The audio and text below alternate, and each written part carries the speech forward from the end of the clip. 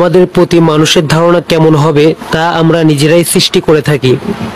এই ধরুন, বাজারে কারোর সঙ্গে আপনার দেখা হলো আর সে ভ্রু কুঁচকে আপনার দিকে তাকালো। পরে তার সঙ্গে সবজির দোকানে দেখা হলো, সেখানেও সে ভ্রু কুঁচকে আপনার দিকে তাকালো।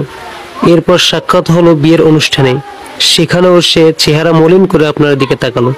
নিশ্চয়ই আপনি মনের পর্দায় তার একটি ছবি এঁকে রাখবেন। পরবর্তীতে যখনই তার সঙ্গে আপনার সাক্ষাৎ হবে কিংবা কখনো তার নাম শুনবেন, আপনার স্মৃতিতে ভেসে উঠবে তার সেই বুড়ো কুঞ্চিত মলিন চেহারা। বিষয়টি কি এমন নয়? তাহলে এবার আসুন বিপরীত একটি চিত্র কল্পনা করি।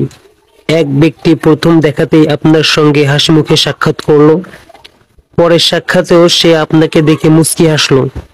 এরপর আরেকদিন দেখা হওয়া মাত্রই হাস্যোজ্জ্বল চেহারায় এগিয়ে এলো। তখন নিশ্চয়ই আপনার স্মৃতিতে তার উজ্জ্বল একটি ছবি অঙ্কিত হবে। পরবর্তীতে যখনই তার কথা আপনার স্মরণ হবে, তার সেই হাস্যোজ্জ্বল মুখচ্ছবি আপনার স্মৃতিপটে ভেসে উঠবে। আর এভাবেই একজন মানুষের আচার আচরণ অন্যের হৃদয়ে অঙ্কিত হয় এবং পরবর্তীতে তার সে ছবি মনের পর্দায় ভেসে ওঠে।